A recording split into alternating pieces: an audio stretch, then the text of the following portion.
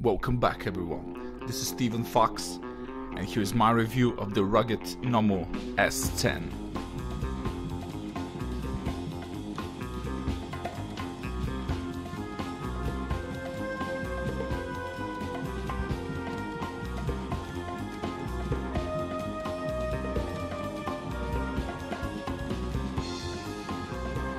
As always, I start with the unboxing. Here you have the phone itself in a nice cardboard box. And let's see the actual beast. Wow, it's really good. This is really nice and pleasant. Here the waterproof speakers on the back, presumably waterproof, yet to be tested. This is a very nice build quality, and it's really light. I'm expecting a heavier device with 5000 mAh battery in it, but it's quite nice, very good to hold, and absolutely not slippery at all because it's all rubber, and it will cling to your hand so you won't drop it. And you have here the warranty, a fast charging charger, really good brick. I like this one. It charges the phone actually in just around 2.5 hours, which is great for a 5000 mAh battery. And a good USB type, regular, not type C, regular cable. Now let's put this bad boy up for the first time and remove the volume. Of course I put it up before, but just for your sake, let's say we put it for the first time. And let's take another look at the device. As you can see, it's actually not very thick for 5000 mAh battery. All the ports are covered, and this is the power and volume rockers, which are a bit hard to press. You have to press it down hard. This is a man's phone, guys. So no women, I think, will like this one, and it does require a bit of strength to use, but it's really good build quality. Every port is really well covered and filled. So this is the SIM card and micro SD card. So this is a dual SIM phone, by the way. And here it is. Put it up. Very nice display quality. It's a 720p panel, but the viewing angles are great. It's an IPS display, and you do get an app drawer. Now the UI is definitely very stock Android 601 Marshmallow. Absolutely general settings. There's a few things I will get to mention. Just first, let's check the display. And this have mirror vision and adaptive brightness, so you can choose you can basically do color temperature manually, or like me, just do it vivid and enable dynamic contrast, and that's it. That's what I recommend most of you do. And I could check the features, and this one has good features. First of all, you can change navigation buttons, which is always nice, and you can choose to have them hide or not, which is a function I use all the time. I hide it when I view movies and play games because it's irritating.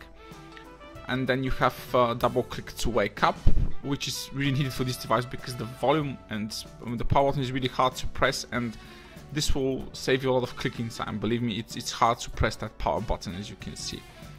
Yeah, it's good because it's really stable, but it's a bit hard to press, so double click to wake will definitely be your main option here. And of course, gesture operation, smart wake, you can draw up to unlock it, draw certain patterns to open certain apps like camera, browser, and so on. This is pretty general. And 3 points to say, 3 fingers to take the screenshot. And non-touch operation. This is using the proximity sensor. You wave your hands like to the gallery, which I'll show you just a second. If I can find the gallery. Ah, yeah, here it is. And you just wave your hand. No, not the video. Wave your hand, and it changes the photo. Like magic. Well, I think nobody really uses that. I just want to show you that it's there if you use it. I don't really. And here you have the storage, 16 GB of storage, which I've downloaded like 3 really big games, took a bunch of photos, a bunch of videos, and still got like 2-3 gigs free, which is nice. I do recommend you get an fast SD card slot on this. And battery life is absolutely tremendous. I've been using this device for like a day, and lots of gaming, screen on time, few videos, lots of speakers, and I've actually managed to just take 10% out of the battery. So this is a huge battery, and in heavy usage, this will last you 2 to 3 days. And if you just use it lightly, it might last you a week. This is absolutely great battery life in this one. And as you can see, it's a multi-language ROM, so don't worry, your language is in there, you like it, you love it. The UI is very, very nice. It runs 601 Marshmallow straight out of the box, and it's a very fast device. Multitasking is also very good, as you see in a bit later. Now let's check the hardware specs, more detail. This is the new MTK6737, but this is the turbo variant, the T variant, which is clocked at 1.5 GHz quad core and has 2-core GPUs, which really helps in gaming. As you see, this is a surprisingly good gaming phone, guys. I do recommend this getting for a cheap gaming device, because this will last you hours and hours of gaming on a single charge, and it doesn't get hot at all. And sensors wise, it does have magnetic sensor, which is great because you can use it for a compass, and orientation sensor is there. I just wish it had a gyro in there, but oh, I'll take what I can get. Usually $100 phones don't pack this many sensors yet. And band mode is really surprising as well. You do get 1, 3, 7, 8, 20 and 40 bands available. Just didn't scroll down, sorry. You get for the 40th band, and you can see Compass works, and works really well with the Compass app I've installed. It doesn't come with its own Compass app, and it does have FM radio. I know some of you want to use this phone, you know, go on hiking, pop it in, use a bit of radio, and this does have FM radio. And I wish actually all manufacturers put radio on it. It's just silly to not put it in there. And Antutu score is pretty respectable, around 40,000 points for a $110–$120 device. As you can see, it's a 5-point multi-touch screen, which is really okay. And the screen quality is really good. It's an IPS panel, viewing angles are absolutely fantastic, color production is really natural. So this is a very good panel that Nomu have chosen. For a first time smartphone, this is really good. And Geekbench score is again for a quad core really good. This is about matches Snapdragon 800, and this is a very good score. And GPS is quite good on this device. You can see 3 seconds to lock and fix on when you're outside. Very good storage score. And now we'll get to more testing and multitasking course. The need for speed. Here's the multitasking test. As you see, phone moves absolutely all apps, no problem. You can generally multitask without issues. It does reload apps from time to time with just 2 gigs of RAM, but it's not really major. Unless you're playing a game on the background, it probably won't anything. It's a very good build system, and I leave you to enjoy this test, and I'll be back. Be sure to check the speakers, and especially if they're waterproof, because I'll be doing this test a little bit later on. Stay tuned for that.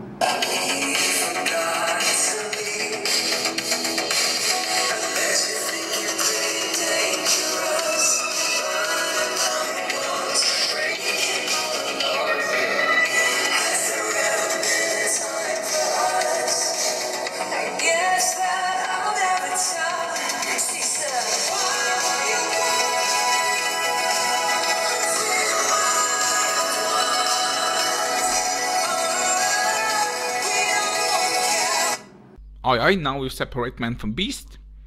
I put on the tune and submerge it in the water. See if the speakers really work in the water.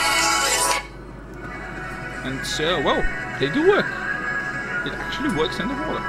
But unfortunately it doesn't register this. Maybe I didn't put it correctly. Let me just try it again, put it out and put it back in. No, definitely the touch won't work in the water. As soon as it dries up a bit, then you can use it, but nah, definitely not touch, not working in the water. So no wonder water filters for you unless you use dedicate like the volume up button for taking a picture, which is possible. Then you can do it. Now this is a very important test here. This is the rugged test. This device is really solidly built.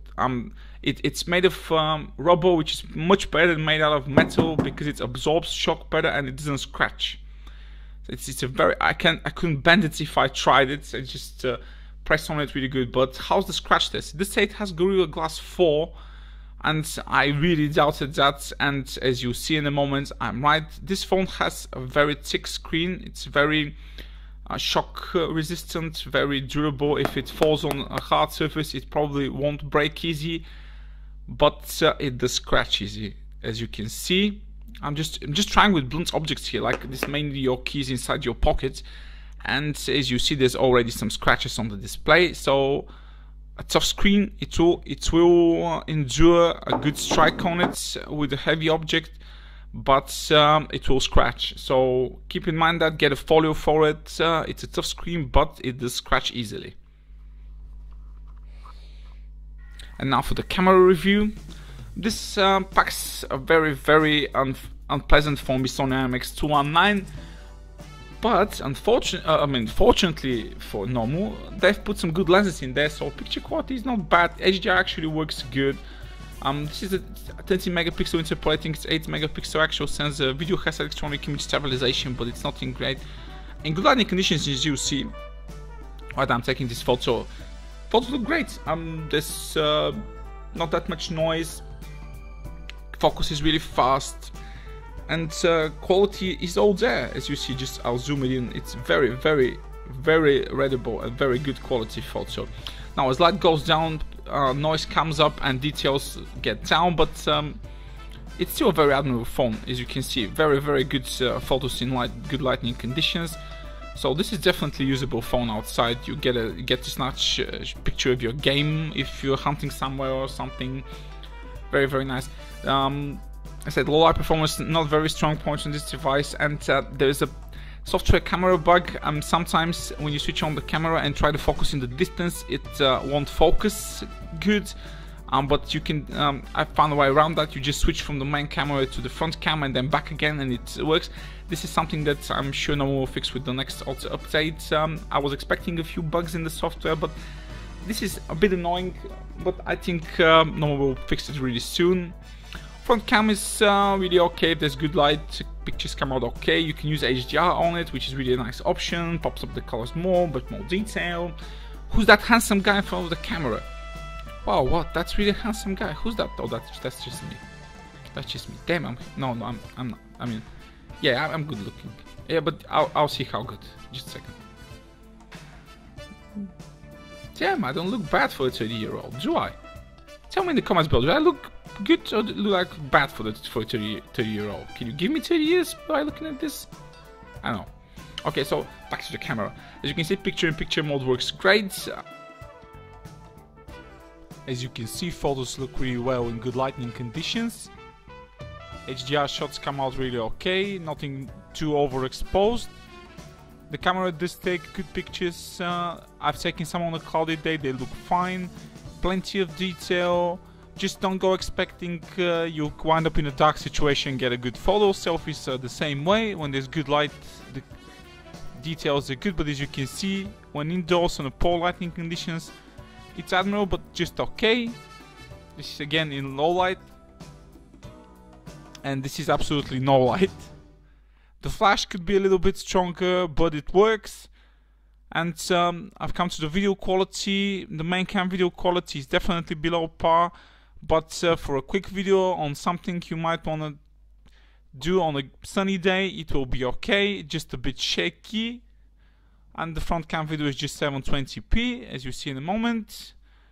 And next is the gaming test, and I'll be back for my final conclusion. Hey, the winter. It's snowing in here. It's a front cam video. Nomu S10. Happy holidays. Now, gaming test, really important. Very, very good gaming phone. You see, even in shooters it works well. The 6737 really does make a good gaming experience. You probably get to play the more heavier games out there with little to no lag, and with this big battery, you're looking at hours and hours of gaming a day on a single charge. So, not bad, not bad. It might not be the toughest and ruggedest, and no, definitely doesn't have Gorilla Glass 4 scratch resistant on it, but it does make a very compelling buy for $20 just because it's a very nicely built phone that just works good. I'm assuming they fix a few bugs. So I'll leave you to enjoy all the games. I have CSR Racing 2 running, and Rockstar's latest Bully from PS2. Actually, I've downloaded and tried that. It works like a charm. Like runs better than the PS2 version I had a while back. So I'll be back for the conclusion. Watch out for that.